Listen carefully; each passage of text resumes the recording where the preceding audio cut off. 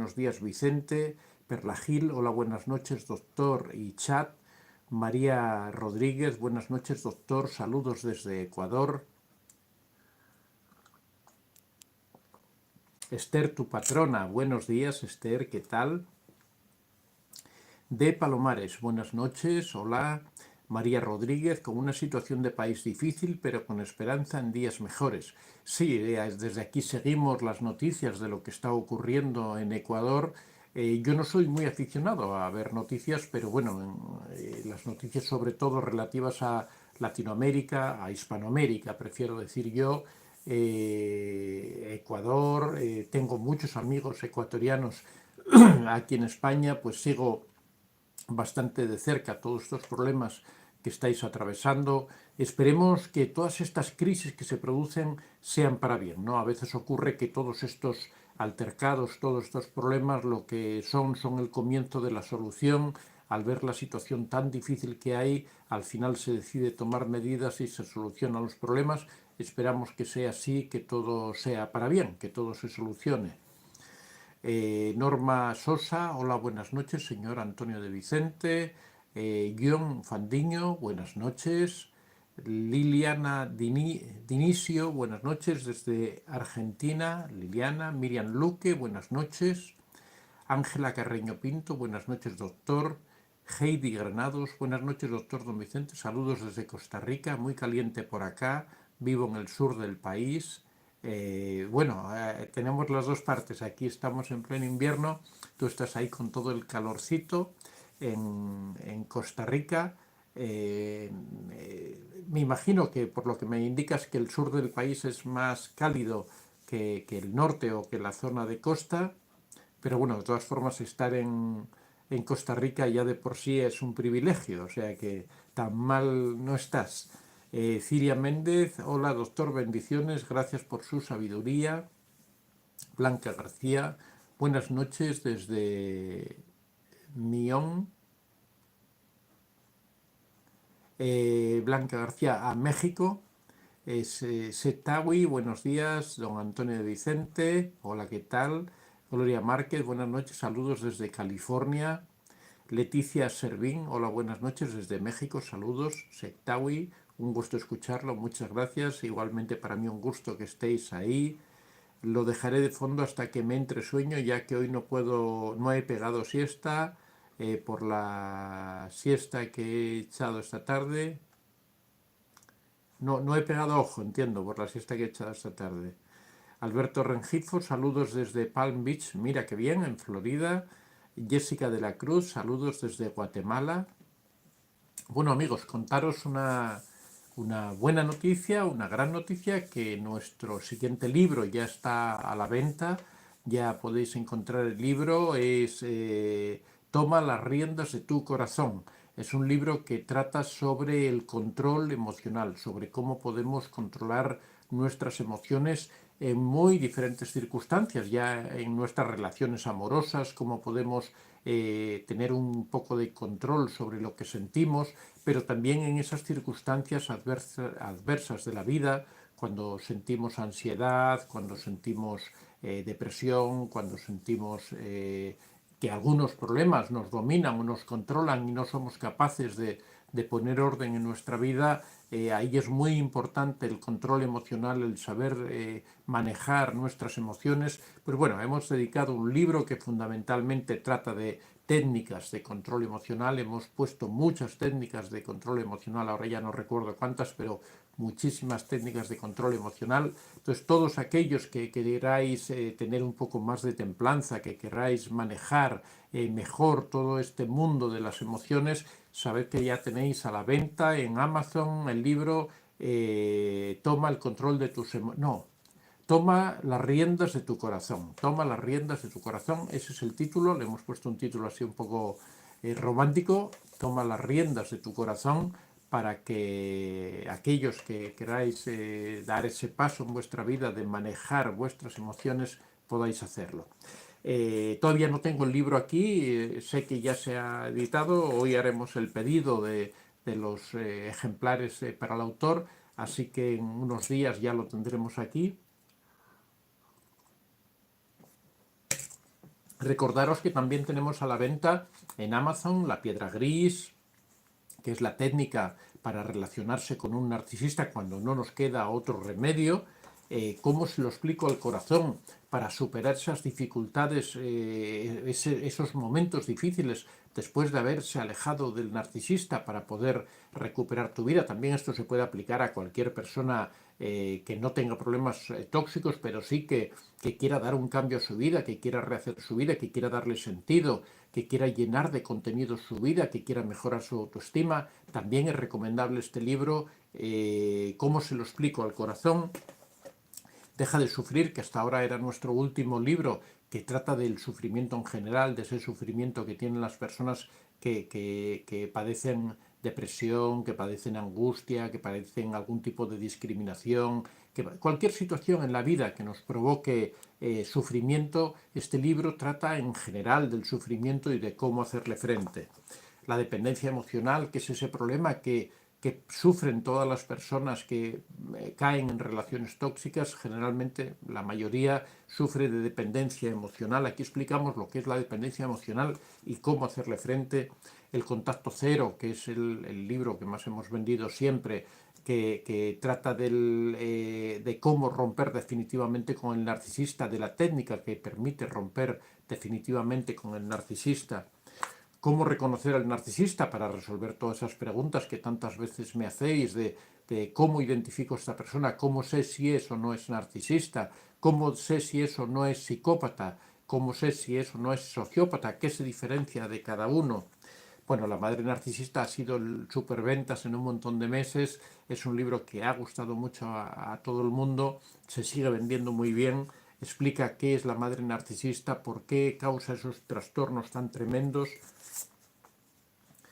Y el libro, un libro ya diferente, una biografía, Picasso, el gran narcisista. Aquí hablamos sobre el genial pintor, pero analizamos desde una perspectiva psicológica su conducta de maltrato a todo su entorno, por qué decimos que Picasso era un narcisista, qué tipo de conductas tenía, por qué muchas de sus parejas terminaron en psiquiátricos, se suicidaron, por qué toda su familia quedó absolutamente desestructurada, desarmada, con un enorme sufrimiento de todos los hijos, los nietos, incluso hasta los bisnietos, aún padecen por los daños o las secuelas que dejó este individuo, ¿no? Bueno, todos estos libros ya sabéis que los podéis encontrar en Amazon. Recordar este nuevo libro que ha salido esta semana, este fin de semana. Así que muy bien. Vamos a ver por aquí alguna pregunta para ir respondiendo mientras hacemos un poco de tiempo para que todas las personas ya interesadas estén presentes.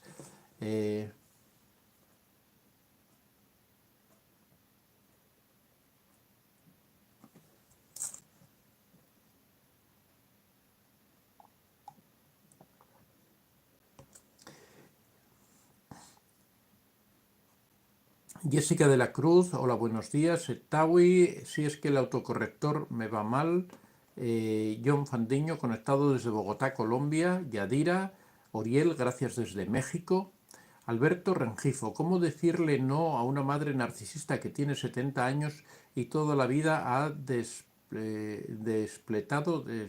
despreciado, entiendo, económicamente a sus hijos? Bueno, muchas veces las personas, con respecto a los padres, a las madres, a los hijos, se tiene un cierto grado de condicionamiento moral. Uno asume por motivos morales, religiosos, del tipo que sean, que uno tiene que tener un cierto respeto, unas ciertas características en la relación con los familiares, de manera que cuando uno se encuentra con un familiar próximo, me refiero a padres, hijos, hermanos, que son tóxicos, surgen una serie de condicionamientos que impiden, por ejemplo, aplicar el contacto cero y olvidarse de esa persona, ¿no? Muchos de nosotros somos incapaces de olvidar a nuestros padres, de alejarnos de nuestros padres y dejarlos sin cuidados, por ejemplo. En esos casos lo que yo recomiendo es recurrir a la técnica de la piedra gris. La técnica de la piedra gris es la técnica que utilizamos cuando forzosamente tenemos que relacionarnos con un narcisista, pero no queremos sufrir por ello.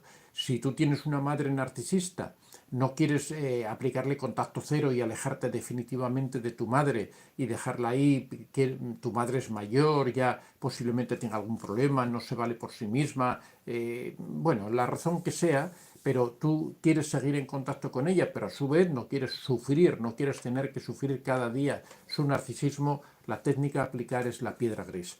La piedra gris es el distanciamiento emocional, es el no entrar en sus enfrentamientos, no hacer caso de lo que dice, no prestar atención, no tomar en cuenta sus palabras, dejar que diga lo que quiera. Tú simplemente cumples con esa misión que te has asignado, que es hacer presencia, hacer acto de presencia, cuidar de ella, estar preocupado de qué ocurre a su alrededor, pero nada más. No te implicas emocionalmente en todo el proceso, te comportas de una forma fría con ella, mantienes la distancia. Esa es una técnica que tiene sus dificultades, por supuesto, pero que si uno entiende realmente de lo que trata la técnica, la verdad es que en estos casos funciona muy bien, soluciona ese problema, que es el problema de relación con una persona tóxica con la que tenemos que obligatoriamente relacionarnos. Imaginaros también, por ejemplo, un hermano con el que tú no quieres romper definitivamente porque consideras que es tu hermano y a pesar de que no lo soportas, de que es una persona que constantemente trata de hacerte daño, pero tú no quieres romper definitivamente con él, la técnica a aplicar es la piedra gris. Así que, bueno, tenemos muchos vídeos en el canal sobre la técnica de la piedra gris. Tienes el libro también, ya te digo que es eso, mantener una cierta frialdad emocional, pero no romper el contacto. Merly Chris, buenas noches desde Colombia, muchas gracias por su ayuda. Celsa Victoria Vázquez, buenas noches. Don Vicente, saludos desde México. Tania Lima me envía corazoncitos. Judy Álvarez, saludos cordiales desde Cuernavaca, Morelos, México. Norma Sosa. A mí me ha estado sucediendo últimamente que aunque yo no quiera, me tiene recuerdos de la pareja que yo vivía. Me imagino que es porque como vivo todavía en la casa, aunque él ya nunca va a estar. Bueno, los recuerdos en realidad es algo que es muy difícil terminar con ellos. Hay también técnicas en este libro de control emocional. Hablamos de técnicas para terminar con los recuerdos, para dejar atrás, incluso no solo con los recuerdos, sino con los sueños. Ocurre en ocasiones que hay personas que después de que han terminado con una relación, mucho tiempo después, siguen teniendo sueños recurrentes en la noche, cuando duermen, siguen teniendo sueños recurrentes con esas situaciones, con esas personas.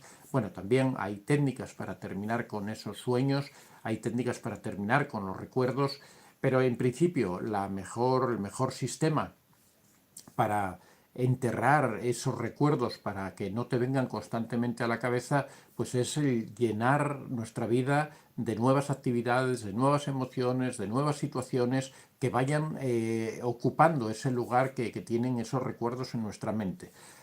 Siempre insistimos, la mente tiene una capacidad limitada para almacenar información. Si nosotros lo que hacemos es saturar de otro tipo de información nuestra mente va a ir desplazando esos recuerdos hacia la parte de atrás, hacia un rincón. Los recuerdos nunca desaparecen. Tú puedes darte cuenta que de repente notas un olor, sientes un olor y te recuerda algo de la infancia profunda. Por ejemplo, hueles, no sé, el pan tostado, hueles y te trae un recuerdo de la infancia, de cuando eras niño, porque los recuerdos quedan almacenados vamos a decir, en la trastienda de nuestra mente y permanecen ahí quizá para siempre, ¿no? Queda un pequeño vestigio que te puede traer en cualquier momento esos recuerdos hasta.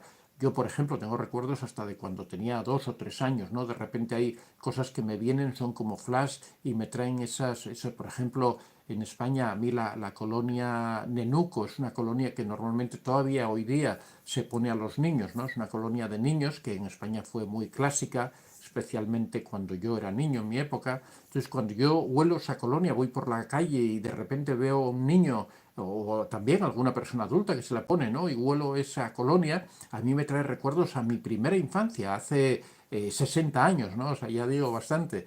Y son cosas que teóricamente deberíamos haber olvidado, pero no se olvida, quedan cosas ahí. De forma que los sueños, los recuerdos siempre van a estar. Lo que es importante es que esos sueños no nos afecten a cada momento, no se hagan presentes en nuestra vida normal, no se hagan que ocurra un pequeño recuerdo de vez en cuando, no pasa nada, pero tampoco queremos estar todo el día recordando cosas que en muchas ocasiones son desagradables, ¿no? La técnica es esa, en principio, y en el libro que he publicado ahora hablamos de más técnicas para controlar ese tipo de recuerdos, ¿no? Pero en principio, el tener una vida muy activa, el participar en muchas cosas, el aprender idiomas, aprender una nueva profesión, el viajar, el hacer nuevos amigos, el apuntarnos a talleres de pintura, de escultura, de escritura, cualquier tipo de cosas que nos enriquezcan, que nos llenen, que nos hagan estar atentos a otras cosas, todo eso es contenido que vamos metiendo en nuestra mente. La lectura, por ejemplo, es contenido que vamos metiendo en nuestra mente y que va arrinconando esos otros recuerdos. Así que empieza por ahí, empieza por meter mucha actividad en tu cabeza nueva, cosas nuevas, no cosas rutinarias, porque las cosas rutinarias se hacen de forma automática y ya no ocupan, pasan al nivel automático y ya no ocupan lugar en nuestra mente. Si tú todos los días haces las mismas actividades, eso no ocupa lugar, eso ya se automatiza. Yadira Mezquita, buenas noches, saludos desde México, Guadalajara. Cherry, saludos, señor Antonio de Vicente, el narcisista nos quita hasta el deseo de creer que podemos volver a empezar una nueva vida sin él. Pero bueno, aquí estamos nosotros para mandar el mensaje, Cherry, de que sí es posible volver a empezar, de que muchísimas personas ya terminaron con el narcisista, recuperaron su vida y hoy día son plenamente felices. Rosita, buenos días maestros, saludos desde Luxemburgo, gracias por sus enseñanzas. Mar Bizueto, buenas noches desde la Ciudad de México. Sonia de Dios, gracias don Antonio, saludos desde Los Ángeles. Eduardo Felipe González, ¿puede una persona narcisista darse cuenta que la próxima víctima ya también lo es y no lo había notado? No entiendo muy bien la pregunta, o sea, es si puede darse cuenta de que la persona, la próxima víctima, es narcisista y que él no lo había notado. Bueno, es difícil que un narcisista se junte con otro narcisista, ¿no? Y que no se dé cuenta de que la otra persona es narcisista, a no ser que sea un narcisista encubierto y de verdad que sea bastante discreto y que no se note, puede ocurrir, ¿no? Y me preguntas qué es lo que ocurre, pues en el momento que se den cuenta de que los dos son narcisistas, se van a separar. Esa pareja no tiene ninguna perspectiva de salir adelante, a no ser, como decimos en el vídeo que hemos tratado del encuentro de dos narcisistas, a no ser que tengan un interés común en alguna otra cosa diferente, ¿no? César David, saludos desde Asunción, Paraguay. ¿Puede hablarnos más del contacto cero, por favor?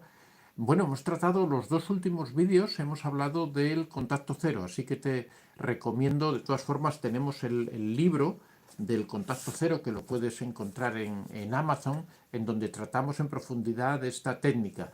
Y si ves los directos que hemos hecho el viernes pasado y el miércoles anterior, los 2 días los hemos dedicado al contacto cero. Hemos hablado primero de una introducción general de qué trata el contacto cero y el viernes hemos tratado exactamente de cómo aplicar el contacto cero.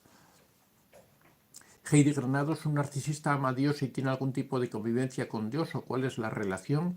No, los narcisistas no aman a nadie, ni siquiera a Dios, no tienen ningún tipo de creencias. El narcisista cree en sí mismo, cree que él es Dios, ¿no? Cree que él es el centro del universo y de verdad creen eso, o sea, no tienen... Sin embargo, sí que utilizan mucho la religión, sí que utilizan mucho la iglesia, porque la iglesia les da estatus, porque la iglesia es algo que les da dominio, control sobre los demás. Por eso hay muchas personas narcisistas que utilizan la iglesia para sus fines y por lo tanto es fácil encontrar en las iglesias a personas narcisistas, a personas que están ahí para medrar, para crecer, para controlar a los demás, para tener prestigio, para tener esa aureola que proporciona la Iglesia.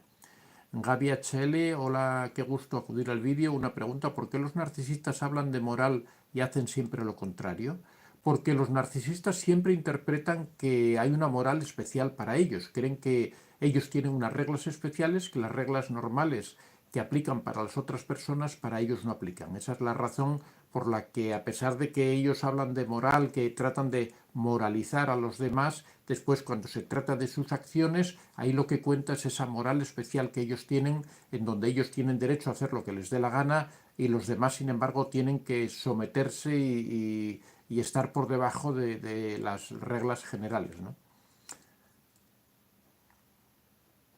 Heidi me pregunta, Heidi Granados, ¿acaso son temerosos de Dios por el daño que causan? No, bueno, en general, por la experiencia que yo tengo, el narcisista no es temeroso de Dios, porque el narcisista piensa que él, si acaso es que cree en Dios, piensa que ha sido elegido por Dios, que él, las características que tiene es porque Dios se las ha dado, ¿no? Como los reyes en la antigüedad que creían que eran reyes o querían creer que eran reyes por designación divina, ¿no? Jazmín Orozco, tengo 2 hijos con el narcisista, ¿se puede tener una amistad con él y de cierta forma aplicar la piedra gris? Él hace todo por nosotros y nos llevamos bien a la distancia, yo en México y él en su país. Bueno, si estás a distancia y él no puede intervenir, no puede tratar de hacerte daño, porque bueno, hay esa distancia, bueno, yo eso no lo llamaría amistad, ¿no? Yo diría que hay una relación más o menos cordial, pero sí es importante que mantengas la piedra gris, que mantengas cierta frialdad emocional, que trates de no entrar en ningún tipo de confrontación con él, que no trates de ni siquiera de verlo bien al narcisista, sino simplemente mantener esa distancia y bueno, posiblemente eso en el fondo es de lo que se trata de la piedra gris, ¿no? De tratar de llevar unas relaciones más o menos cordiales sin implicarse emocionalmente. O sea, se podría decir que tú estás aplicando la piedra gris de una forma perfecta. Sheila Magluf, saludos desde Lima, Perú. Liliana Dinicio, es muy cierto, apliqué la técnica de piedra gris y sí funciona, sus consejos son excepcionales. Muchas gracias. Liliana,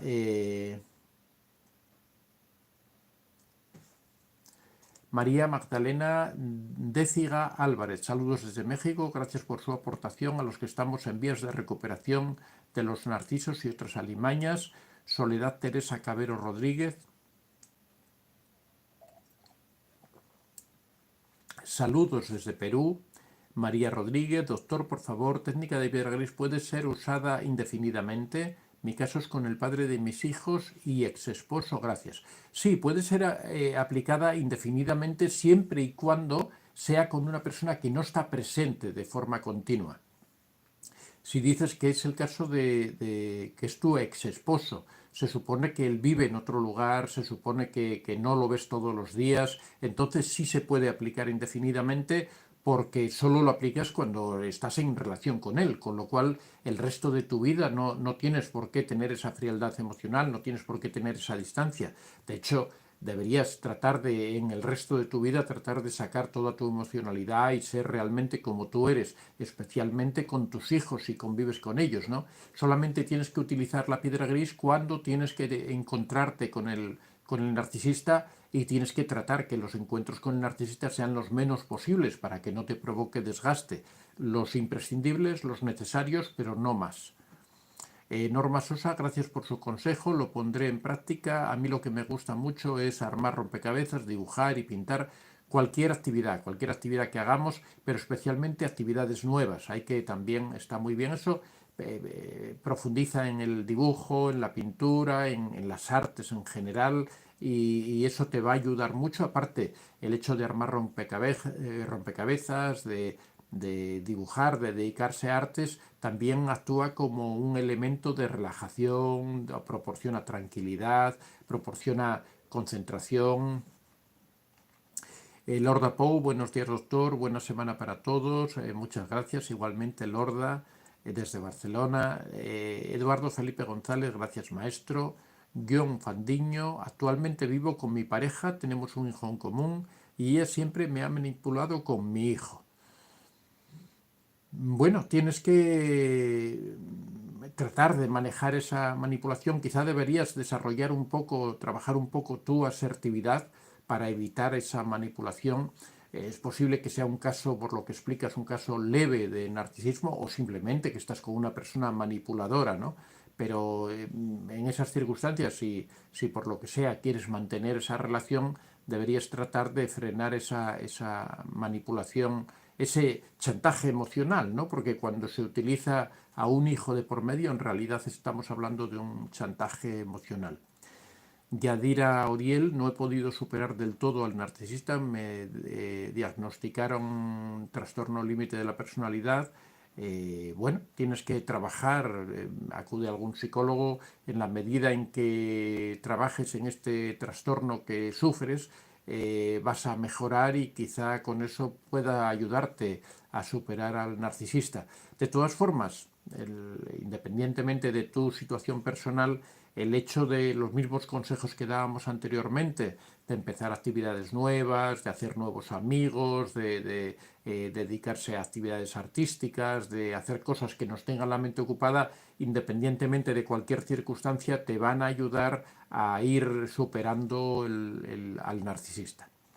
Sirle G, buenas noches doctor, gracias por sus grandes enseñanzas, un gran abrazo desde Lima, Perú. Yadira Oriel, caigo en depresión muy seguido y no sé cómo no ser así. Bueno, en principio, si caes en depresión muy seguido, debes acudir a un psicólogo que te ayude a superar esa depresión, que te enseñe técnicas para mantener un estado de ánimo más alto, más elevado y sobre todo también lo mismo que he indicado antes, el meternos en proyectos, el iniciar actividades que nos ilusionan, el tratar de hacer realidad tus sueños, el encontrar el sentido de la vida, el desarrollar tu autoestima, todo eso también ayuda en los casos de depresión, ayuda en general a que la persona sea más vital, a que tenga más actividad. Así que te recomiendo eso. En primer lugar, quizá que acudas a un psicólogo si continuamente estás cayendo en depresiones para ver qué es lo que está ocurriendo, ¿no? John Fandiño, todo lo que he aprendido me indica que ella es narcisista, actúa como una madre narcisista. Bueno, tendrás que evaluar tú la situación y cómo quieres enfrentarlo, ¿no? Rosalía Díaz, buenas noches, señor Antonio, gracias por su ayuda. Leí su libro de Picasso y se lo recomendé a una amiga que lo compró también. Felicitaciones, excelente. Un gran abrazo de Nueva York en Yonkers. Bueno, muchas gracias a todos. Para mí es un orgullo que me comentéis el libro y sobre todo que os haya gustado. Representa el libro casi 3 años de trabajo muy intenso y la verdad es bueno, muchas gracias. Y John Fandiño, yo también reconozco que tengo conductas narcisistas. Bueno, pues yo creo que debes aprovechar y trabajar con relación junto con tu esposa en estos problemas que tenéis, ¿no? De tratar de ir... A lo mejor lo que ocurre es que tenéis una relación tóxica entre los dos y tenéis que reconducirla, ¿no? Tratar de, posiblemente, si acudís a un consejero matrimonial, a un psicólogo especializado en relaciones de pareja, os pueda ayudar, ¿no?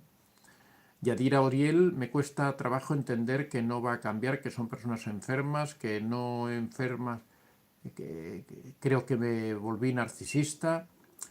María Luisa, el narcisista siempre se va a dar cuenta de que su pareja es narcisista, buscan a su ninfa, buscan a la que se tiene que anonadar sirviéndole a él, si va a la iglesia y te aplican la Biblia a ti.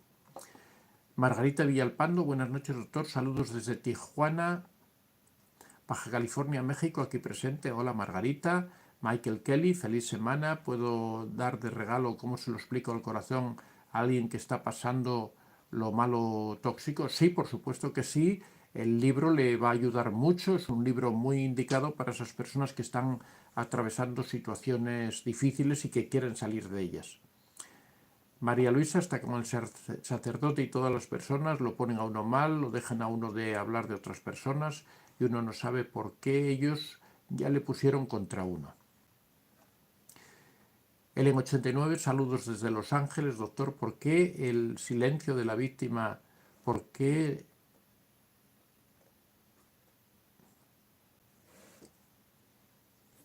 No entiendo la pregunta.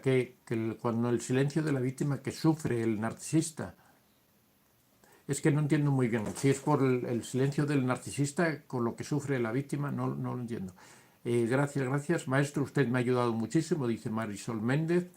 Margarita Villalpando, ya compré el libro de Picasso, apenas lo voy a leer. Bueno, espero que te guste. Cuando lo hayas leído, por favor, nos lo comentas a ver qué te pareció.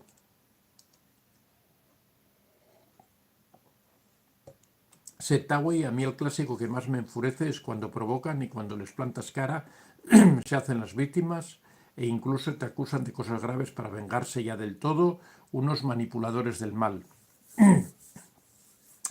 Sí, efectivamente. Bueno, vamos a pasar al tema que tenemos para hoy. 21 daños que provoca el narcisista en su víctima, porque hoy es un tema largo, ¿no? Son 21 cosas de las que vamos a hablar, con lo cual, por poco tiempo que dediquemos a cada una, se nos va a alargar bastante el tema de hoy. Bueno, ya sabéis que cuando uno tiene una relación con un narcisista, con una persona tóxica, esto deja unas secuelas en la personalidad, deja un daño y son daños, en muchas ocasiones, daños muy graves que afectan profundamente a la psicología de la persona, a la emocionalidad, a la autoestima, a las relaciones de la persona con los demás. Así que hoy vamos a hacer una breve revisión un poco por encima, porque la verdad es que es un tema para profundizar mucho sobre todos los daños que provocan estos seres malignos, ¿no? En primer lugar, el primer problema que se produce en las relaciones tóxicas, sean o no sean de pareja, esto también se da en relaciones de amistad, se da en relaciones de cualquier tipo, también se da, por ejemplo, en el caso de la madre narcisista, del padre narcisista, es la dependencia, fundamentalmente la dependencia emocional, aunque también pueden generar o tratan de generar dependencias tóxicas, o sea, dependencias económicas, dependencias de otros tipos, ¿no? Pero la primera consecuencia, la primera herida, el primer daño que provocan es esa dependencia que generan en las personas y que después es tan complicado de superar cuando las personas se alejan, siguen con esa sensación de que aman o de que necesitan o de que les falta esa persona a pesar de que les hace tanto daño. Es algo parecido esa dependencia emocional a una dependencia, por ejemplo, de las drogas, del alcohol, del juego. Es algo parecido a lo que sufre una persona que tiene algún tipo de dependencia, porque en realidad es una dependencia emocional. La estructura bioquímica de esa dependencia es prácticamente igual que de cualquier otra dependencia. Las personas suelen caer en buscar a esa persona, ya sea en las redes sociales, echarla de menos, añorarla, sufrir por esa persona que se les ha alejado. Todo eso provoca este cuadro que hemos definido, en donde lo que domina es esa angustia que la persona siente por la pérdida o por el alejamiento del narcisista, de la persona tóxica. En segundo lugar, otro problema grave. Todos estos problemas no siempre son en todos los casos, hay casos más graves, casos más leves, personas que sufren algunos de los daños, no todos. Por eso estamos hablando de cosas de mucha gravedad. Cuando hablamos de la dependencia emocional, eso es algo que de verdad afecta a las personas. Este caso que vamos a hablar ahora, el segundo daño, es algo terrible, es algo muy fuerte. Estamos hablando del síndrome de estrés postraumático. Este tipo de trastorno, siempre hemos comentado que se empezó a estudiar el estrés postraumático sobre todo a raíz de la guerra de Vietnam, cuando se pudo apreciar que todos estos soldados que regresaban de esta guerra, de haber estado 1, 2 o 3 años de servicio que tenían que cumplir en Vietnam, cuando regresaban eran prácticamente incapaces de reintegrarse a la sociedad. Personas que a lo mejor eran médicos, eran cualquier profesión, fontaneros, abogados, albañiles, cualquiera de ellos, todos en común tenían una serie de características que les hacía que no fueran capaces de reintegrarse, tenían una serie de trastornos que les hacía difícil reintegrarse en la vida normal, eran incapaces de volver a sus rutinas, presentaban problemas de inadaptación, presentaban problemas de sueño, de adicciones, de alcoholismo, de drogodependencias, toda una serie de problemas. Entonces se empezó a estudiar en los centros, especialmente en los hospitales, especialmente para veteranos, se empezó a estudiar a estos sujetos que terminaban teniendo problemas policiales, que terminaban presos en las cárceles en Estados Unidos por esa falta de adaptación a la sociedad, y entonces a partir de ahí se definió el síndrome del estrés postraumático, que son toda una serie de alteraciones conductuales que sufre la persona después de que ha pasado experiencias terribles, de que ha visto cosas que le han causado un daño profundo. Una relación con un narcisista, cuando es especialmente tóxica, cuando es muy dañina, llega a destruir el alma de la persona, llega a destruir el valor humano de la persona, hasta el punto de que esa persona sufre unos cambios en sus conductas, en su forma de ser, tan profundas que afectan a toda su vida. Ya decimos, esto no es en todos los casos, pero sí en algunas circunstancias se dan esta situación del estrés postraumático. Una tercera herida, un tercer daño que sufren las personas que han tenido relaciones con narcisistas es la desconfianza. Es algo característico de prácticamente todas las víctimas de los narcisistas, que después tienen una desconfianza enorme respecto a las otras personas. Ven narcisistas por todos los lados, interpretan cualquier conducta como una conducta narcisista, tienen miedo de volver a establecer de nuevo relaciones, tienen miedo de hacer amigos, tienen miedo de abrir su corazón, de decir lo que sientan, lo que sienten, de expresar sus emociones. La verdad es que todo el mundo es como que les da miedo, como que tienen miedo de volver a recaer de nuevo, como que tienen miedo de volver a sufrir de nuevo, y sienten una profunda desconfianza con todo el mundo, y esto es algo que es bastante difícil, que lleva su tiempo superar. En cuarto lugar, sufren una pérdida muy grande de autoestima. El hecho de que la persona sea constantemente vejada, de que sea constantemente atacada, desvalorizada, humillada, todo este proceso que hace el narcisista, en realidad lo que persigue es destruir la autoestima, dejar absolutamente indefensa a la persona, destruir ese alma profunda que es la autoestima, esa columna vertebral que tiene la persona. Tratan de destruirla para dejar a la persona inerme a su disposición para poder hacer con él lo que quiera, con él o con ella, para poder manejarlo como les dé la gana.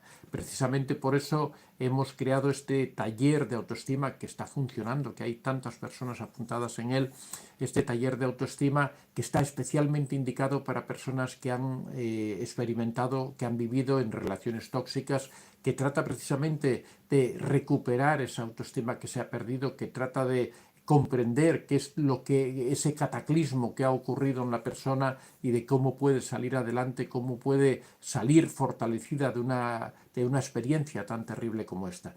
Ya digo que la pérdida de autoestima es uno de los daños más terribles que provoca en el narcisista, porque cuando se pierde la autoestima uno pierde el amor propio, pierde el respeto por sí mismo, pierde el cariño por sí mismo, pierde las perspectivas de vida, los propósitos de vida. Una persona queda absolutamente descentrada cuando no tiene autoestima, se siente vacía, se siente inútil, se siente que no comprende el sentido de la vida.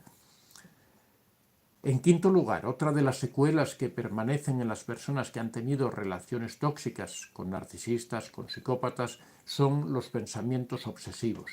El pensamiento obsesivo es un pensamiento recurrente, es un pensamiento que nos viene una y otra vez. Hace poco una persona nos consultaba de que continuamente recordaba situaciones con el narcisista, continuamente recordaba al narcisista, le venían, a pesar de haberse ya alejado del narcisista, seguían viniéndole una y otra vez estos pensamientos, seguía cayendo una y otra vez en todo esto. Esta es una de las características de las secuelas que nos dejan, de los daños que nos deja la relación con una persona tóxica, la relación con una persona narcisista. En sexto lugar, los problemas de insomnio, que hemos hablado en ocasiones aquí sobre ellos, los diferentes tipos de insomnio. Esta es una de las características también de las secuelas, de los daños que provoca el narcisista. El sueño depende mucho de nuestra estabilidad emocional, depende mucho de nuestra estructura ordenada a lo largo del día, depende mucho de nuestra tranquilidad mental, depende mucho de que seamos capaces de deshacernos del estrés y de lograr la relajación, pero en las relaciones tóxicas normalmente ocurre todo lo contrario. No existe relajación, existe un permanente estrés, existe una angustia vital, existe una sensación de inadaptación. Todo esto lo que provoca en muchas ocasiones es un estrés crónico que después, cuando uno ya termina esa relación, va a arrastrar ese estrés a lo largo de su vida, y mientras no haga algo para tratar de solucionarlo, mientras no haga algo para tratar de revertir esa situación, ese estrés que se ha cronificado queda ahí enquistado y la persona lo va llevando consigo, mantiene ese insomnio permanentemente. Ya sabéis que una de las cosas que más nos afectan en nuestra emocionalidad, en nuestra estabilidad en la vida, es la falta de sueño. Cuando una persona no duerme bien, cuando una persona no descansa bien, al día siguiente está irritado, le cuesta concentrarse y tiene toda una serie de problemas conductuales provocados por ese insomnio. En séptimo lugar, los trastornos alimenticios. Las personas que viven en estas situaciones de estrés, de tensión, que viven en estas situaciones de angustia, una de las respuestas que suele dar el cuerpo para hacer frente a esa situación son los desajustes alimenticios. O bien personas que dejan de comer, con lo cual adelgazan enormemente, o bien personas que tratan de destruir, de matar ese estrés a base de comer, de conductas inadaptadas en la alimentación, de forma que alcanzan un sobrepeso considerable, que les cuesta mucho controlar sus emociones y las controlan por medio de la alimentación, o que buscan la alimentación como sustituto de esa relajación emocional. En octavo lugar, síntomas agudos de depresión. Aquí voy a leeros un poquito la lista porque es una lista larga de esos síntomas que indican que una persona puede estar cayendo en una depresión, como son los sentimientos de tristeza, las ganas de llorar, el vacío, la desesperanza, los arrebatos de enojo, la irritabilidad, la frustración, incluso por asuntos de muy poca importancia, la pérdida de interés o el placer por la mayoría de las actividades habituales, así como también por las relaciones sexuales. La persona pierde todo el interés en relaciones sexuales. Aquí se añade de que muchas veces la persona empieza a sentir resentimiento por el narcisista y también en ocasiones un poco de asco. También por la pérdida de interés por los pasatiempos, por los deportes, las alteraciones del sueño, como acabamos de comentar, el insomnio o dormir demasiado también. Todo esto son síntomas de la depresión, el cansancio, la falta de energía. Cuando cualquier tarea, por pequeña que sea, nos requiere un esfuerzo enorme, la falta de apetito y adelgazamiento, como habíamos visto anteriormente, la ansiedad, la agitación, la inquietud, la lentitud para razonar, hablar o hacer incluso movimientos corporales, los sentimientos de inutilidad y culpa, la fijación de fracasos pasados, estar constantemente dando vuelta a situaciones del pasado, fracasos que ocurrieron hace mucho tiempo, los autorreproches, la victimización, la dificultad para pensar, para concentrarse, para tomar decisiones, para recordar cosas, los pensamientos frecuentes o recurrentes sobre la muerte, los pensamientos suicidas, los intentos suicidas, los problemas físicos inexplicables, como dolor de espalda, como dolor de cabeza, como dolor en las articulaciones. No quiero seguir haciendo demasiado extensa esta enumeración, pero todos estos son síntomas de una depresión severa. Las personas que viven en relaciones tóxicas muchas veces experimentan muchos de estos síntomas de depresión y no son capaces de identificarlos. Como digo, es una lista muy grande. Normalmente todo esto está provocado por esa relación tóxica que está manteniendo. Esto es lo que llamamos la parte psicosomática, es como la parte mental repercute, nos avisa a través del cuerpo de lo que está ocurriendo a través de estos síntomas que las personas sufren y que las personas sienten. En noveno lugar, crisis de ansiedad y ataques de pánico, episodios de ataques de pánico. En décimo lugar, una sensación honda, profunda, de vacío, de soledad, de incomprensión, de inadaptación. En 11.º lugar, la desmotivación, la persona pierde el interés por hacer cualquier cosa, por iniciar nuevas actividades, no tiene ilusión por empezar nada nuevo. El 12º lugar, una sensación de pérdida irreparable, de que la vida se le está escapando de las manos y no es capaz de aprovechar la vida, no es capaz de disfrutarla, siente esa sensación de que está perdiendo algo importante, de que algo se le está escapando. En 13º lugar, erosión de la propia identidad. La persona ya no se reconoce a sí misma, ya pierde el sentido de la vida, pierde los objetivos que tiene cualquier persona, no entiende por qué está existiendo, tiene una sensación profunda de una identidad perdida, de que no se reconoce a sí misma. En 14º lugar, un sentimiento de culpa. Esta es otra de las sensaciones terribles que tienen las víctimas de narcisistas, víctimas de relaciones tóxicas. Se sienten culpables por lo que está ocurriendo, se sienten culpables por las conductas del narcisista, por el destino de su propia vida, por no entender hacia dónde van, por no entender todo lo que se les está viniendo encima. En 15º lugar, por todo ello, tienen una confusión vital enorme, no entienden el sentido de la vida, no entienden el propósito de la vida, se preguntan para qué están ellos en este mundo, piensan que son realmente algo inútil, que no, en muchas ocasiones, que ni siquiera deberían existir.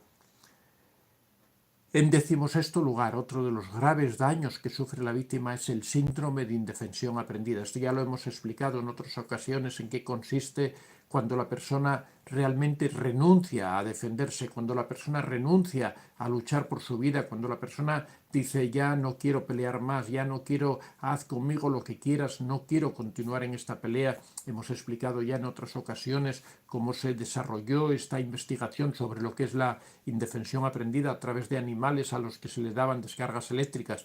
Algo muy parecido ocurre con las personas que son víctimas de relaciones tóxicas.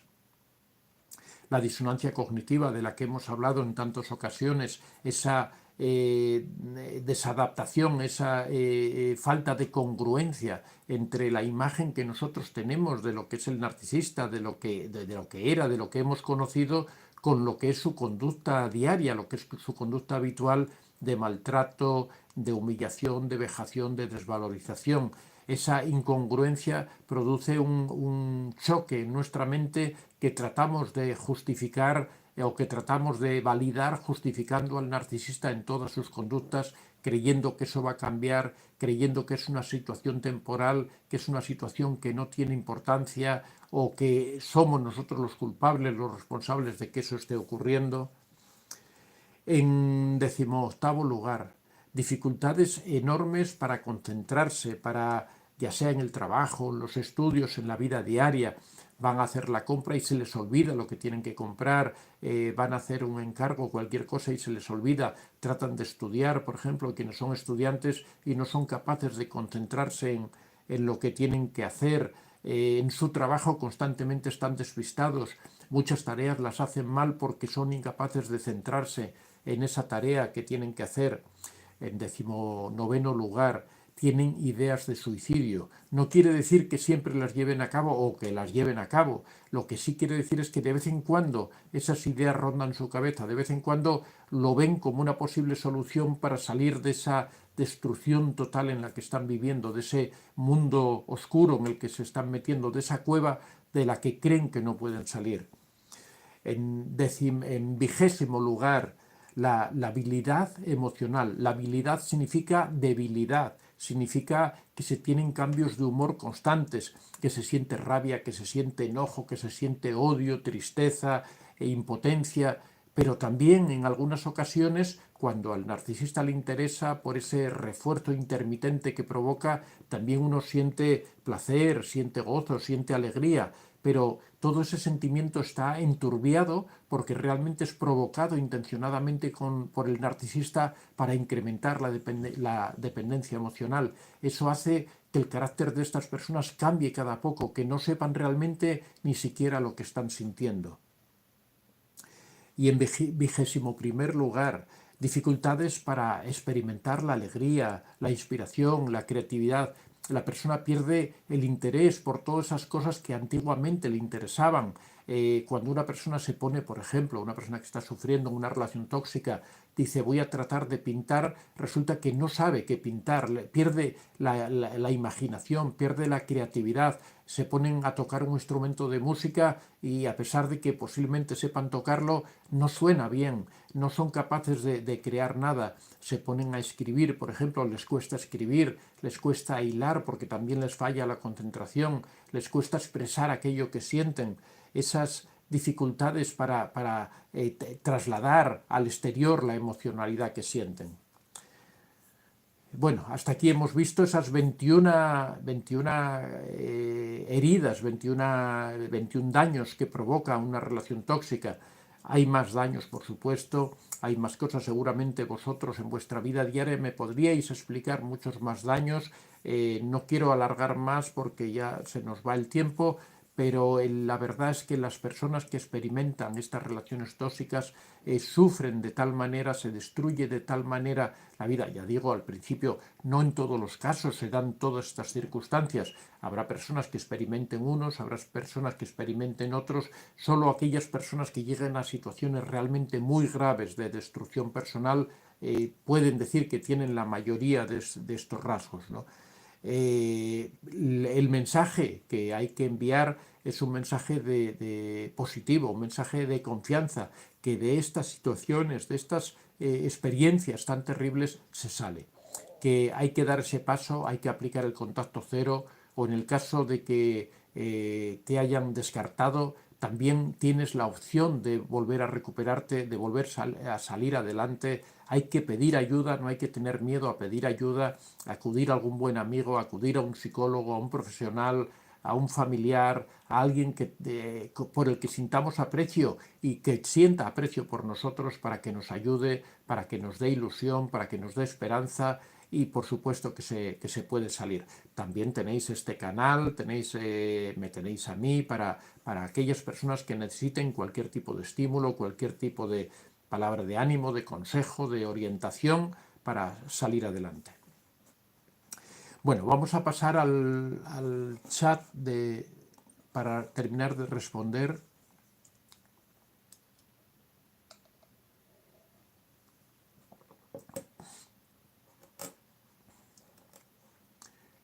Marisol Méndez, saludos de Santiago de Chile, los sigo de hace varios años, muchas gracias Marisol, sí, ya llevamos unos cuantos años aquí en la pelea. Bueno, no sé, ya sabrás, yo he comentado que yo he vivido en Santiago de Chile durante 10 años, ¿no? Pepi Laguna, así que muchos saludos para todo Chile, ¿no?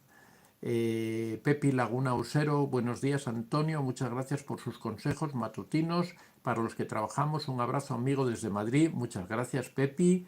Jazmín, los madrugadores somos nosotros. Jazmín Orozco, ¿qué sucede si en algún momento un narcisista reconoce por milagro que ha cometido errores y busca sanar su vida? Aunque lo veo complicado que eso pueda suceder. No, Jazmín, no va a suceder. El narcisista nunca reconoce sus errores. Muchas veces la víctima está esperando que eso ocurra, tiene ansia de que eso ocurra, es una de las falsas esperanzas que tienen las víctimas de los narcisistas. Eso no ocurre. Si ocurriera es que no se trata de un narcisista, ¿no? El narcisista no reconoce sus errores porque no reconoce que sean errores, entonces no reconoce que esté equivocado, no reconoce que esté haciendo algo malo, él considera que es su naturaleza comportarse de esa manera.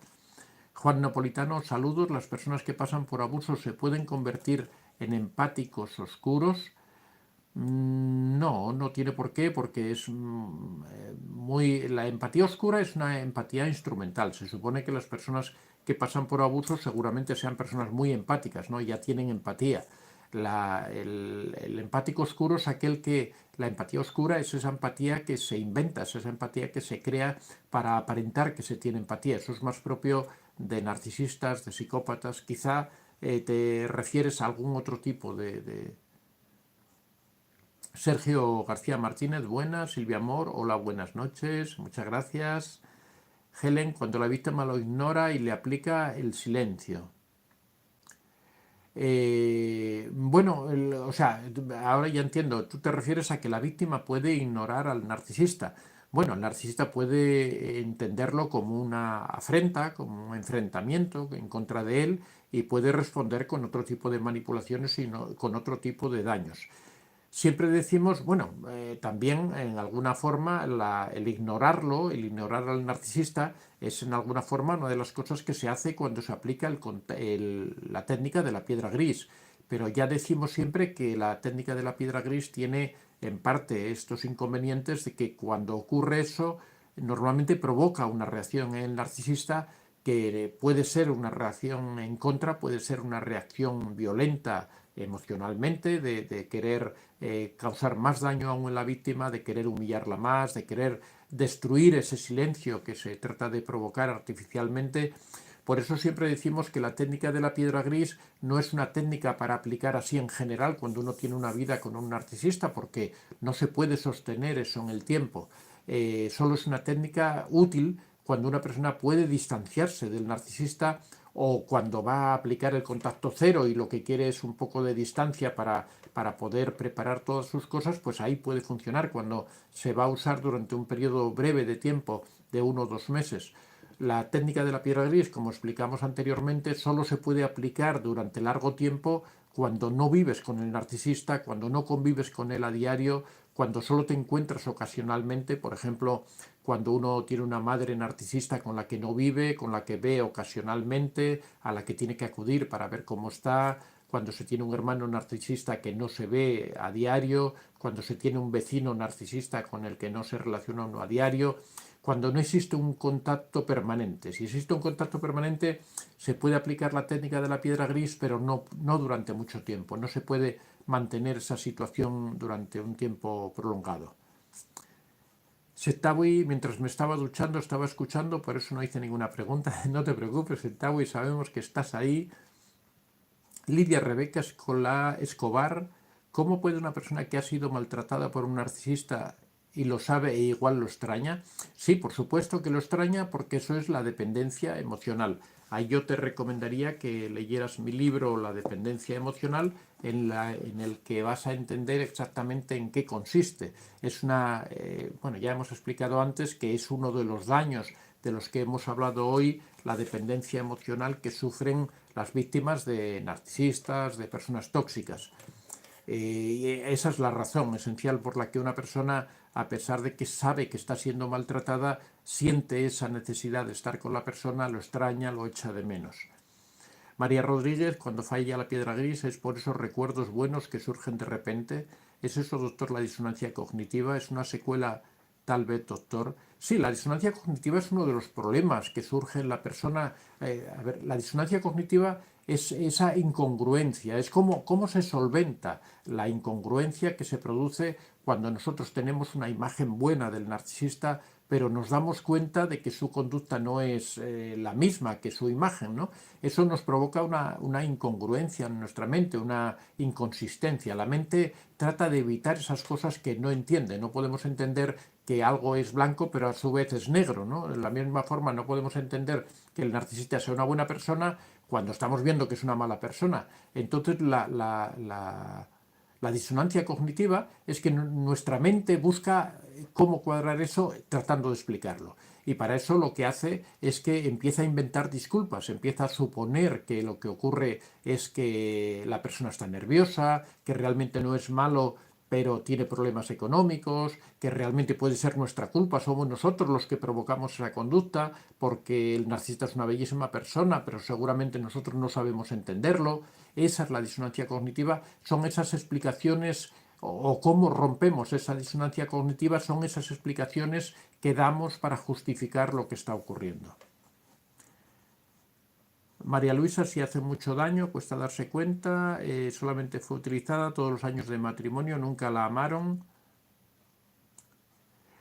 Yo pensaba que podía cambiar, pensé que podía reflexionar y cambiar. Sí, siempre se cree que el narcisista puede cambiar, los narcisistas nunca cambian. Setawi, a mí me pasa eso del miedo a relacionarme, llevo así 4 años. María Luisa, difícil pasar todo esto. María de la Luz, no cambian jamás. Setawi, para 5 años. Sergio Martínez, así es. Perla Gil, así es, don Antonio, me dañó en mi salud al punto de enfermarme y requerir cirugías, 2 hasta ahora. En fin, la desconfianza que usted dice también, todo me dañó en tantas cosas. Bueno, pero hay que, una vez que uno se ha alejado del narcisista, hay que tratar de ir solucionando esos problemas, tanto emocionales como físicos, y tratar de por supuesto, de reconstruir la vida, ¿no? Pepi Laguna Usero, ¿hay karma para el narcisista? ¿Paga alguna vez lo que hace? Bueno, tenemos algunos vídeos que hablan sobre eso, sobre cómo es la vejez del narcisista, cómo es el fin del narcisista, ¿no? Y sí, en general sí, terminan solos, abandonados. Minelli entrar a mi vida, reconocí de inmediato la intención con que venía, quería una relación de amiga con derecho y lo mandé para otro lado del mundo, gracias a Dios superé esa relación. Muy bien, Perla Gil, insomnio total, hasta ahora intentando revertirlo. Sergio García Martínez, Perla Gil, me pasa también. Bueno, hasta aquí lo dejamos, todavía nos quedan unos cuantos mensajes, los dejamos para, bueno, Antonio Lara nos dice saludos desde Kansas City, última voz, esos malvados son demoníacos, Cristos Espilos, bueno, por saludar así a, me provoca, desaparecería de la faz de la tierra, por supuesto que no tienes que hacerlo, lo que tienes es que enfrentar la situación, he tenido oportunidades sin dejar rastro alguno, no tienes que hacerlo, tienes que salir adelante, queda mucha vida por delante y le puedes dar un giro a tu vida. Última voz, estoy en la etapa de rendirme o dejar todo tirado en la casa y huir con mis 4 hijos por la libertad.